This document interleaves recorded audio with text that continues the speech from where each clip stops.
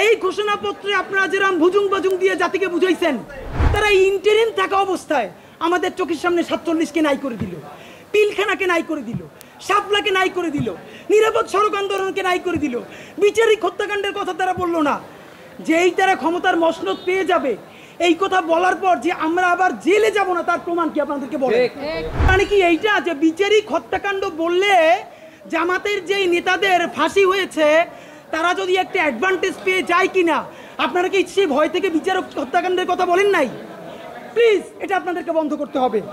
এবার বন্ধুরা, ঘোষণাপত্রের ফিডব্যাকের পরে অত্যন্ত গুরুত্বপূর্ণ কথা আপনাদের সাথে জুলাই সনদ নিয়ে আমরা প্রত্যাশা করছি আগামী কয়েকদিনের মধ্যে জুলাই সনদ স্বাক্ষরিত হবে। নাম্বার 1, এই ঘোষণাপত্রে আপনারা যেরকম ভুজুং বাজুং দিয়ে জাতিকে বুঝাইছেন, আপনারা এই জুলাই সনদে সর্বশেষ বলেছেন। আমার হাতে প্রধান উপদেষ্টা মহোদয় 5ই অগস্ট একটি দীর্ঘ বক্তৃতা করেছেন। এই বক্তৃতার পুরো কপি আছে। এই বক্তৃতা অনুযায়ী উনি বলেছেন শীঘ্রই জুলাই সনদ বাস্তবায়ন হবে। এই জুলাই সনদের জন্য 19টা মৌলিক সংস্কারে সবাই ঐক্যমত্য পোষণ করেছে। এরপরে যে কথাটা আর বলা হয় না, এই 19টা ঐক্যমত্যের মধ্যে বিএনপি বলেছে তার মধ্যে 10টাই তারা নোট অফ ডিসেন্ট দিয়েছে। তো নোট অফ ডিসেন্ট কি? নোট অফ ডিসেন্ট হলো আপাত দৃষ্টিতে আমি এইটা মাইনে নিলাম, কিন্তু আমি আসলে এইটার সাথে একমত না। তাহলে বিএনপি এই 19টার মধ্যে যেই 10টা নোট অফ ডিসেন্ট দিছে সেই 10টাই তো মোস্ট সিগনিফিকেন্ট জায়গা। তাহলে বিএনপি সরকার গঠন করার পরে এর একটাও যদি বাস্তবায়ন না করে তাহলে আমরা কেমনে বিএনপিকে ধরবো বলেন? মানে এর আইনি বাধ্যবাধকতা কোথায়? বিএনপি তো তখন বলবে কেন ভাই, আমি তো বলেই দিয়েছি স্বাক্ষর করার সময় যেখানে আমার দ্বিমত আছে, এখন আমি এটা পারতেছি না বাস্তবতায়।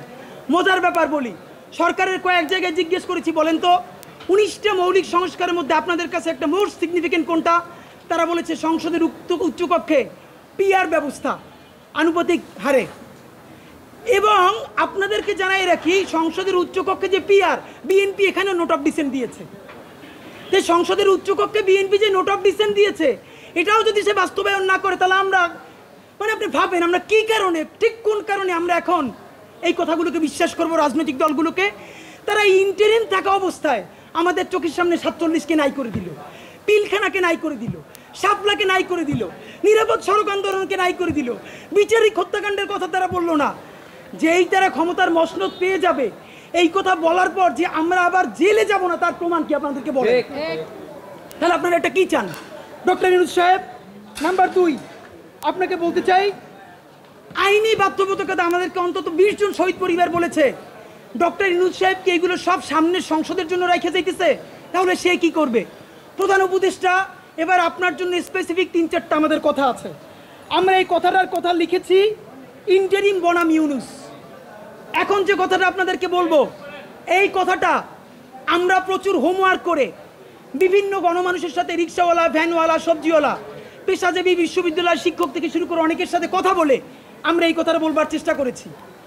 ডক্টর ইউনূস সাহেব, আমরা এখন পর্যন্ত যতদূর বুঝতে পেরেছি আপনার ক্যাবিনেটের অলমোস্ট সকল উপদেষ্টা প্রতিদিন আপনাকে একটা আর্মি কুয়ের জুজু দেখাচ্ছে।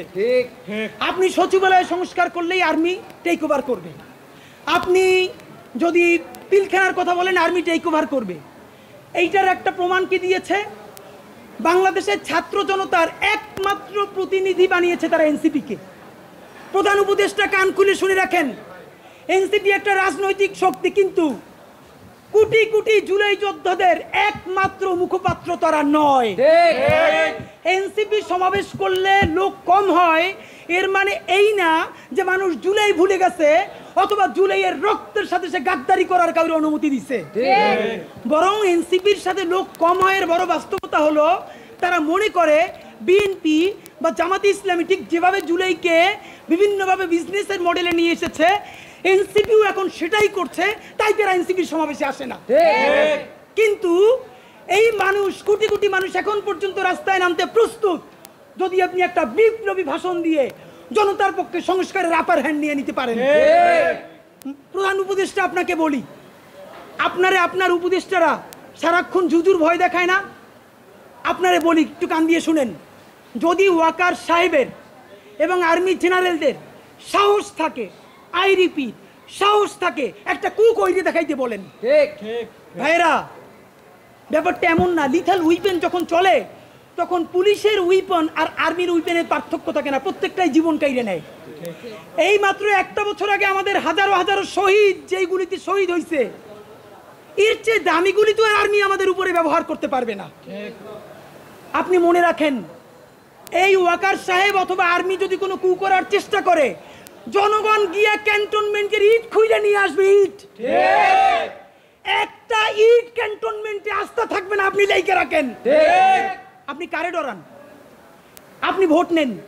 মিনিমাম 100 রিক্সাওয়ালার সাথে কথা বলেছি গতকাল পর্যন্ত, প্রত্যেকে বলে এই উপদেষ্টাদেরকে তারা বিশ্বাস করে না, কিন্তু ইনুস বেড়া ভালো।